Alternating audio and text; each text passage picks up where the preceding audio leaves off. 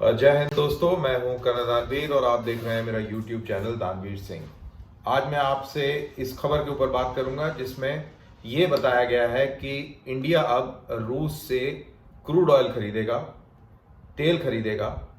और वो इसलिए क्योंकि पूरी दुनिया के अंदर तकरीबन 40% कच्चे तेल की कीमत जो है बढ़ चुकी है और भारत अफोर्ड नहीं कर सकता कि देश के अंदर तेल की कीमतें इतनी बेकाबू हो जाएं कि आम आदमी का जीवन अस्त व्यस्त हो जाए।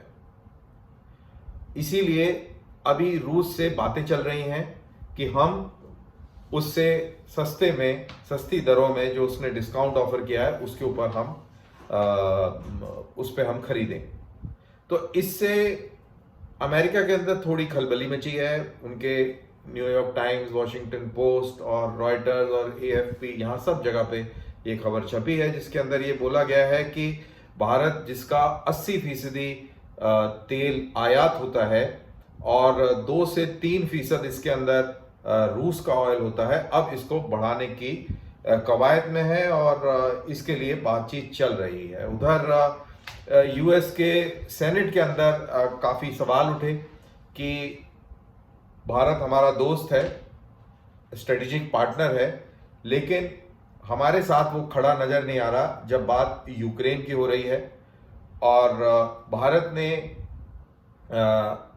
उसका खुल के निंदा भी नहीं करी रूस की, और वोटिंग हुई तो उसमें भारत ने एब्सटेन कर दिया। तो इसके जवाब में एक सेनेटर है, उनका नाम है, सेनेटर कह रहा हूं, करेक्शन, वो US के assistant secretary of defence for Indo Pacific हैं, एली रेटनर। तो एली रेटनर ने कांग्रेस को पिछले हफ्ते ही ये बताया कि भारत जो है उसकी बड़ी पिक्यूलियर मजबूरियां हैं और भारत को उस तरीके से नहीं देखना चाहिए। भारत का बहुत बड़ी डिपेंडेंस रूस के हथियारों पर है और रातों रात वो ये डिपेंडेंस को चेंज नहीं कर सकता, लेकिन वो डाइवर्सिफाई करने में लगा हुआ है। यानी कि अब वो और मुल्कों से भी हथियार खरीद के अपनी इन्वेंट्री को ब्रॉड बेस्ड कर रहा है जिससे कि एक मुल्क के ऊपर ओवर डिपेंडेंस ना हो। और उन्होंने ये कहा, एली रेटनर ने ये कहा कि भारत जो है तकरीबन 60% हार्डवेयर, मिलिट्री हार्डवेयर रशिया से अभी भी खरीदता है और ये उसकी एक बहुत बड़ी मजबूरी है कि वो रूस के खिलाफ उस तरीके से नहीं जा सकता जिस तरीके से लोग चाहते हैं कि वो खड़ा हो। साथ ही कल एक प्रेस कॉन्फ्रेंस हुई US के व्हाइट हाउस में, जिसमें व्हाइट हाउस की प्रवक्ता जेन पोसाकी से ये सवाल पूछा गया कि अब भारत जो है रूस का तेल खरीदेगा। तो उन्होंने बड़ी दिलचस्प तरीके से इसका जवाब दिया। उन्होंने कहा कि, मैं इसको हिंदी में बता रहा हूं अनुवाद करके साथ के साथ, कि उन्होंने ये बताया कि जब इतिहास की किताबें लिखी जाएंगी तो आपको सोचना पड़ेगा कि आप किस तरफ खड़े दिखना चाहते हैं। कोई भी समर्थन रूस की जो लीडरशिप है उसके साथ अगर आप दिखाते हैं तो बेसिकली आप इस इन्वेजन के साथ खड़े हैं और इसका बहुत ही खतरनाक इम्पैक्ट होगा, इसका बहुत खतरनाक नतीजे निकलेंगे। लेकिन उधर इंडिया की तरफ से ये बिल्कुल क्लियर कर दिया गया है कि हमने किसी भी हालत में यूक्रेन के ऊपर इन्वेजन का समर्थन नहीं किया है और हम दोनों पक्षों को जल्द से जल्द इस समस्या को बातचीत के जरिए हल करने की सलाह दे रहे हैं। वो बात और है कि हमने यूनाइटेड नेशंस के अंदर एब्सटेन किया, हमने रूस के खिलाफ वोट नहीं किया और उसके पीछे हमारा रिवायतन स्टैंड है। और रिवायतन स्टैंड ये है कि हम पॉजिटिव डिप्लोमेसी में विश्वास रखते हैं, नेगेटिव डिप्लोमेसी में विश्वास नहीं रखते हैं और हम एक स्ट्रेटेजिक न्यूट्रलिटी मेंटेन करते हैं। हम सामरिक तौर पर अपने आप को किसी भी पक्ष के साथ खड़े दिखना नहीं चाहते। ये हमारी 1947 से लेकर आज तक की ये पोजीशन है और हम इस पर अभी भी कायम और बरकरार हैं। उधर बाइडेन एडमिनिस्ट्रेशन का तारीफ भी करी है और भारत ने कहा है कि बाइडेन एडमिनिस्ट्रेशन ने हमारी एक पिक्यूलियर समस्या है उसको समझने में जो मैच्योरिटी दिखाई है, हम उसके शुक्रगुजार हैं। तो ये इंडिया के जो तेल खरीदने की बात थी उसके ऊपर ये गतिविधि हुई। और साथ के साथ एक और इंटरेस्टिंग खबर ये भी आ गई कि अब चीन जो है वो चाइना के साथ युआन में तेल का ट्रेड करेगा, यानी कि अपना तेल चाइनीज को युआन में बेचेगा। और कई सारे ऐसे मुल्क हैं जो युआन में ट्रेड करने का ऑप्शन भी एक्सप्लोर कर सकते हैं क्योंकि चाइनीज इकोनॉमी स्ट्रांग है। और अभी तक सारा जो ट्रेड होता रहा है तेल का वो डॉलर में होता रहा है और अमेरिकन सिस्टम, वेस्टर्न सिस्टम का प्रभुत्व रहा है इस पूरे इस तेल के बिजनेस में। लेकिन अब वो चेंज हो रहा है। वैसे सऊदी अरेबिया 2016 से चाइनीज के साथ इस मसले पर बातचीत कर रहा है, लेकिन अब उसमें बहुत तेजी आई है और उसके कारण बहुत इंटरेस्टिंग है। कारण बेसिकली दो है।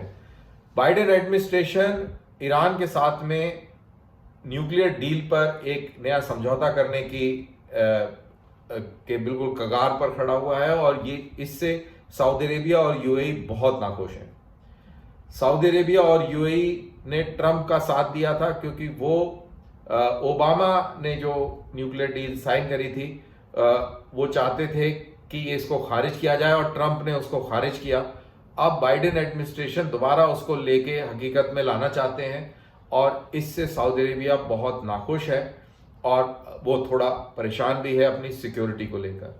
उसका ये कहना है कि जिस तरीके से अफगानिस्तान को छोड़कर अमेरिका भागा है और जिस तरीके से चाइना और रशिया के साथ वो यूरोप के अंदर एक स्ट्रेटेजिक लेवल पर तनातनी का हिस्सा बन रहा है, जिससे कि ग्लोबल सिक्योरिटी का पूरा जो परिप्रेक्ष्य है वो बदली हो जाएगा।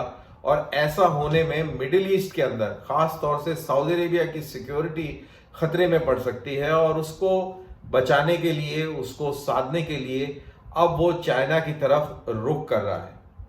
अब इसके अंदर इंटरेस्टिंग चीज हमारे लिए एज इंडियंस वो ये होगा कि अगर सऊदी अरेबिया चाइना की तरफ रुख करता है तो उसका इम्प्लीकेशन हमारी सिक्योरिटी पे क्या होगा। जैसा कि हम जानते हैं कि पाकिस्तान चाइना की गोदी में बैठा हुआ है और सऊदी अरेबिया भी अगर चाइना के साथ अपना व्यापार, अपना डिफेंस और बाकी चीज़ों को स्ट्रॉन्ग करता है तो उसका हमारे ऊपर भी असर पड़ेगा। खास तौर से इस्लामिक इश्यूज को लेकर, इस्लामिक टेररिज्म को लेकर जो हिंदुस्तान के अंदर जिसका बहुत बड़ा स्कोप है, तो ये सारी चीज़ें लेकर हमको एक परेशानी भी झेलनी पड़ सकती है। लेकिन फिलहाल ऐसा लगता नहीं है और उम्मीद भी नहीं करनी चाहिए कि शायद ऐसा हो।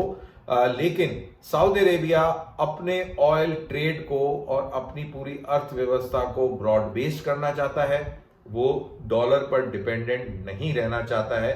ये संदेश सऊदी अरेबिया ने दिया है। बेसिकली अगर इसको समराइज किया जाए, इंडिया का रशिया से ऑयल को खरीदना और उधर सऊदी अरेबिया का चाइनीज के साथ में युआन में ट्रेड करना तेल को लेकर, ये इस चीज का संकेत देता है कि अब अमेरिका का जो दुनिया के ऊपर सोल सुपर पावर वाला जो वर्चस्व था वो कहीं ना कहीं क्वेश्चन मार्क के घेरे में है और अब उसकी जो ताकत है वो कम होती चली जा रही है। और ऐसे में एक नया वर्ल्ड ऑर्डर यूक्रेन के युद्ध के बाद इमर्ज होगा, ये लाजमी है। और उस नए वर्ल्ड ऑर्डर के अंदर अमेरिका की भूमिका सीमित होगी।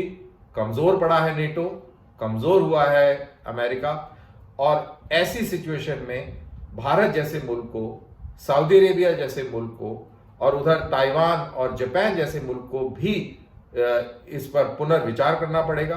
बहरहाल अभी जापान ने उस तरीके से पुनर्विचार नहीं किया है, लेकिन मेरे को पूरी उम्मीद है कि आने वाले समय में जापान के पास भी कोई चारा नहीं बचेगा और उसको भी अपनी सिक्योरिटी को लेकर पुनर्विचार करना पड़ेगा।